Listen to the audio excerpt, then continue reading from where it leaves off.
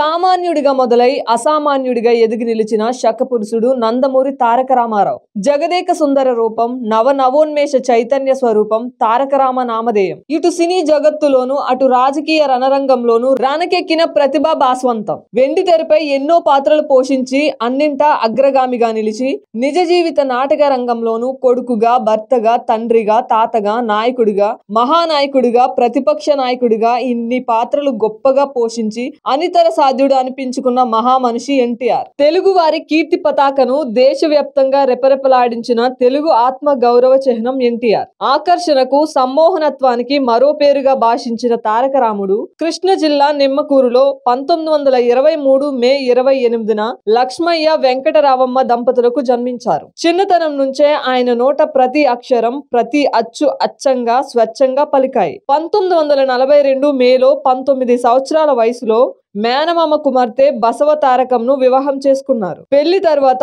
గుంటూరులోని ఆంధ్ర క్రిస్టియన్ కాలేజీలో చదువుకున్నారు. ఆ కాలంలోనే నేషనల్ ఆర్ట్ థియేటర్ గ్రూప్ అనే నాటక సంస్థను స్థాపించి కొంగర జగ్గయ్య, ముక్కమల, నాగభూషణ్, కేవీఎస్ శర్మ వంటి నటులతో కలిసి ఎన్నో నాటకాలు ఆడారు. ఆయన కంచు కంఠంలో స్వర విన్యాసం, నట విన్యాసం ఏకకాలంలో ప్రస్ఫుటంగా ప్రకటితమవుతున్నాయని ఆనాడే అందరూ ప్రశంసించారు. మనకు స్వాతంత్రం వచ్చిన 1947లోనే బిఏ పట్టభద్రుడయ్యారు ఎన్టీఆర్. మద్రాస్ సర్వీస్ కమిషన్ పరీక్ష రాసిన 1100 మందిలో ఉద్యోగానికి అర్హత సాధించిన 7గురిలో ఒకరిగా నిలిచారు. అలా మంగళగిరిలో సబ్ రిజిస్టర్ గా ఉద్యోగంలో చేరారు. కానీ ఆయన దృష్టి ఉద్యోగం మీద ఉంటేగా.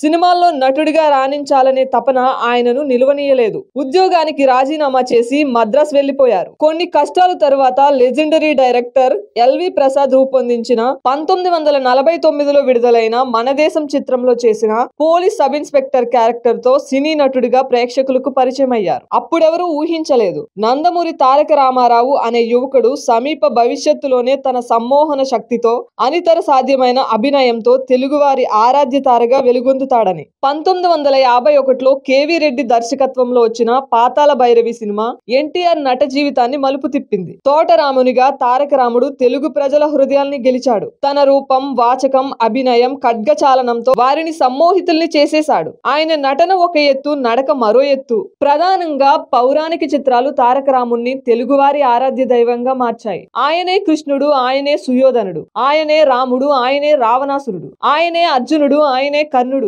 ఆయనే భీముడు, ఆయనే బృహన్నల, అన్ని ఆయనే. తెరపై కనిపించేది ఎన్టీఆర్ కాదు, ఆయా పాత్రలే. శ్రీకృష్ణుడి వాచకం రసరంజితం, సుయోధనుడి వాచకం రాజరాజసం. ఈ రెండు పాత్రలను ఒక్కడే పోషించి పండించడం ఎన్టీఆర్ ఒక్కరికే చెల్లు.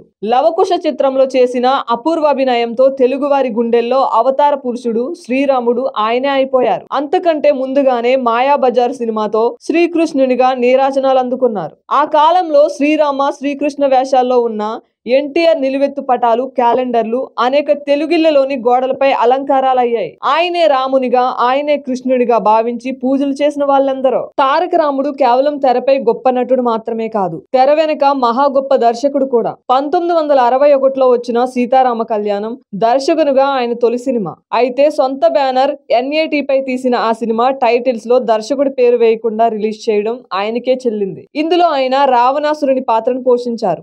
దర్శకునిగా తన ప్రతిభ ఏమిటో తొలి సినిమాతోనే ఆయన చాటి చెప్పారు. 1977లో విడుదలైన దానవీర సూరకర్ణ చిత్రంలో శ్రీకృష్ణ, సుయోధన, కర్ణ ఇలా 3 పాత్రల్లో నటిస్తూ స్వయంగా దర్శకత్వం చేసి మరో చరిత్ర సృష్టించారు. పౌరాణిక పాత్రలతో తెలుగువారి అవతార పురుషునిగా రాణించిన ఎన్టీఆర్ జానపద, చారిత్రక చిత్రాల ద్వారాను అమితంగా ఆకట్టుకున్నారు. శ్రీ మధ్విరాట్ పోతులూరి వీరబ్రహ్మేంద్ర స్వామి చరిత్ర చిత్రం నిజంగా ఒక చరిత్ర సృష్టించింది. టైటిల్ రోలును పోషిస్తూ ఆయనే దర్శకత్వం వహించిన ఈ సినిమా 1981లోనే పూర్తయిన సెన్సార్ చిక్కిల్లో పడి ఆయన ముఖ్యమంత్రి అయిన కొంతకాలం తర్వాత 1984లో విడుదలైంది. ప్రేక్షకులు ఈ సినిమాకు బ్రహ్మరథం పట్టారు. దాదాపు 4 దశాబ్దాల పాటు తెలుగు సినిమా సామ్రాజ్యానికి చక్రవర్తిగా వెలిగిన నందమూరి తారక రామారావు సాంఘిక, పౌరాణిక, జానపద, చారిత్రక పాత్రల్లో జీవించి తరించారు. తరగని రసానుభూతుల్ని కోట్లాది మందికి పంచారు. మన దేశంతో మొదలైన మహానట ప్రస్థానం మేజర్ చంద్రకాంత్ వరకు